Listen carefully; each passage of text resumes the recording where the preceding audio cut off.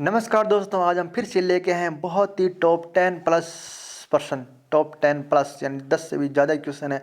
RS pre और maths में पूछे गए वही प्रश्न हैं जो पिछली बार पूछे गए थे। और हाँ, वीडियो अच्छा लगे तो लाइक करो, शेयर करो और अभी तक सब्सक्राइब नहीं किया तो सब्सक्राइब कर लो और कमेंट करके तो ज़रूर ही बताना वीडियो कैसा लगा और नेक्स्ट किस टॉपिक पर वीडियो चाहिए और कितने क्वेश्चन चाहिए वो भी कमेंट जरूर करें। चलो स्टार्ट करते हैं। निम्नलिखित में से कथनों में कौन सा कथन है जो डीवी सावरकर के बारे में सही है? डीवी सावरकर के बारे में सही कौन से? इन्होंने अभिनव भारत नामक क्रांतिकारी संगठन की स्थापना की, एकदम राइट आंसर है। अभिनव भारत नामक क्रांतिकारी संगठन की स्थापना की सही उत्तर है। राष्ट्रवादियों को प्रेरित करने के लिए भारतीय राष्ट्रवादी को प्रेरित करने के उद्देश्य से उन्होंने मेजिनी की जीवनी लिखी है। मेजिनी की जीवनी भारतीय राष्ट्रवाद को प्रेरित करने के लिए उद्देश्य से उन्होंने मेजिनी जीवनी लिखी, यह भी सही है। उन्होंने भारत का स्वतंत्रता संग्राम 1857 नामक पुस्तक लिखी। 1857 के विद्रोह का एक राष्ट्रवादी दृष्टिकोण प्रदान करती हैं, यह भी एकदम राइट आंसर है। ब्रिटिश कैद के मुक्त होने के लिए वे एक चलते जहाज से कूद पड़े। ब्रिटिश कैद से मुक्त होने के लिए वे एक चलते जहाज से कूद पड़े, यह भी एकदम राइट आंसर है। डीवी सावरकर के लिए ओनली चारों ही एकदम सही है। नेक्स्ट प्रश्न देख लेते हैं कि नेक्स्ट प्रश्न क्या कह रहा है कि स्वामी विवेकानंद द्वारा रामकृष्ण मिशन स्वामी विवेकानंद द्वारा रामकृष्ण मिशन की स्थापना कब की गई थी? वो तो 1897 में। स्वामी विवेकानंद द्वारा रामकृष्ण मिशन की स्थापना 1857 में की गई थी। 1857 में कब? Sorry 1897 Ramakrishna Mission. इनमें से सही उत्तर कौन सा है वो देखना है कि कूट को चयन करना है, कौन कौन सा कूट सम्मिलित है या नहीं है और कौन सा किससे सम्मिलित करता है। भारत शासन अधिनियम 1942, भारत शासन अधिनियम 1942, भारत शासन अधिनियम 1942, भारत शासन अधिनियम 1942। कृष्ण प्रस्ताव है वो, कृष्ण प्रस्ताव कौन सा है? भारत अधिनियम 1935, भारत अधिनियम 1935, भारत शासन अधिनियम 1935 सही है। भारत शासन जो अधिनियम 1935 सही है।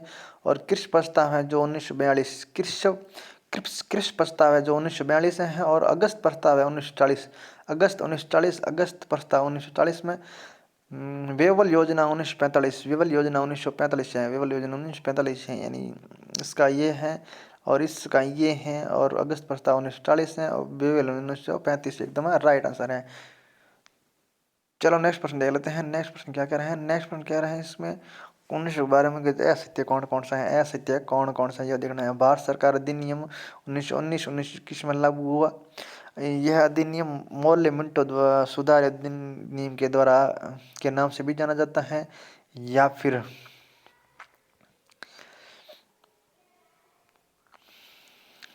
मोंटेग्यू भारत के राज्य सचिव और लॉर्ड चम्सफोर्ड द्वारा वायसराय थे। मोंटेग्यू भारत के राज्य सचिव और लॉर्ड चम्सफोर्ड भारत के वायसराय थे, ये एकदम सही बात है। इस अधिनियम में केंद्रीय और प्रांतीय विषयों को अलग अलग किया गया था। इस अधिनियम में केंद्रीय और प्रांतीय विषयों को अलग अलग किया गया, ये भी बात एकदम सही है,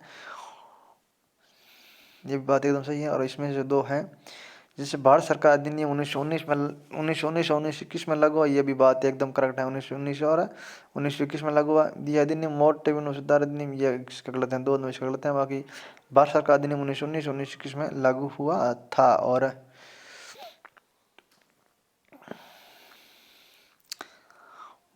मोंटेग्यू भारत राज्य सचिव लॉर्ड चम्सफोर्ड भारत के वायसराय थे, ये भी सही है। इस अधिनियम के में केंद्रीय और प्रांतीय विषयों का अलग कर दिया गया था, ये भी एकदम राइट आंसर है। चलो नेक्स्ट प्रश्न दे लेते हैं। नेक्स्ट प्रश्न क्या कह रहे हैं कि निम्न में से एक भारत सरकार अधिनियम 1935 की मुख्य विशेषता में से नहीं थी। इनमें से जो मुख्य विशेषता 1935 की नहीं थी वो देखनी है। नहीं, भारत सरकार अधिनियम 1935 की मुख्य विशेषताओं में से नहीं थी। यह प्रांतीय सत्ता के सूत्रपात का संकेत था, यह प्रांतीय सत्ता के सूत्रपात का संकेत था, सही है। इस अधिनियम में अखिल भारतीय महासंघ का प्रावधान था, इस अधिनियम में अखिल भारतीय महासंघ का प्रावधान, ये भी सही है। इसने प्रांतीय स्तर पर द्वैध शासन प्रणाली को समाप्त कर केंद्र में लागू किया। इसने प्रांतीय स्तर पर द्वैध शासन प्रणाली को समाप्त कर केंद्र में लागू किया, यह भी एकदम सही है। भारत सरकार अधिनियम 1935 के तहत। नेक्स्ट प्रश्न है कि निम्नलिखित में से कौन सा सम्मिलित नहीं है, वो देखना। सम्मिलित नहीं है रिंग फेस की नीति वॉरेन हेस्टिंग, रिंग फेस की नीति वॉरेन हेस्टिंग्स, रिंग फेस की नीति वॉरेन हेस्टिंग्स, ठगी का दमन विलियम बेंटिंग, ठगी का दमन विलियम बेंटिंग, ठगी का दमन William Bentinck, vernacular press act, vernacular press act है Curzon, vernacular press act Curzon. और इल्बर्ट बिल्ट रिपन यानी 3 इसका गलत है, बाकी इल्बर्ट बिल्टन रिपन ये सही है। ठगी का दमन विलियम बेंटिंग सही है। रिंग फेस की नीति यह भी सही है। 1, 2 और 3 सही है। 1, 2 और 4 सही है, बाकी 3 नंबर इसका गलत उत्तर है। इनमें से कौन सा देखना है कि सही है और नहीं है।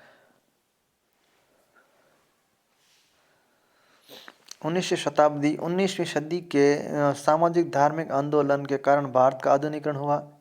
19वीं सदी के सामाजिक धार्मिक आंदोलन के कारण भारत का आधुनिकीकरण हुआ, यह भी बात सही है। सामाजिक और आर्थिक आंदोलन के मूल में बुद्धिमान वैज्ञानिक और दृष्टिकोण तथा अन्य ऐसे विचारक थे जो आधुनिकता के आधार के माने जाते हैं। जिनमें से कौन सा कोड चयन करना है सही, मतलब दोनों ही कोड सही हैं और एक अभी भी यह एकदम इसकी तुलना भी करता है, यह व्याख्या भी सही से करता है। चलो नेक्स्ट प्रश्न दे लेते हैं और आज का लास्ट प्रश्न है। क्रांतिकारी जो हार्डिंग बम कांड में शामिल नहीं था, क्रांतिकारी जो हार्डिंग बम कांड में शामिल नहीं था वो भगवती चरण सगवती बहुचरण वोहरा तो नहीं था। मास्टर अमीर चंद भी था, भाई बाल मुकुंद भी था और अवध बिहारी भी था, यानी तीनों ही जो हार्डिंग बम कांड में शामिल थे, यानी मास्टर अमीर चंद भी, भाई बाल मुकुंद भी, अवध बिहारी भी शामिल नहीं था भगवती चरण बोहरा, इसका एकदम राइट आंसर है। थैंक यू दोस्तों, अगर हमारी वीडियो अच्छा लगे तो लाइक करो, शेयर करो और कमेंट करो, जरूर बताना आपका अगला वीडियो किस टॉपिक पर चाहिए और के साथ चाहिए। थैंक यू दोस्तों, बाय बाय।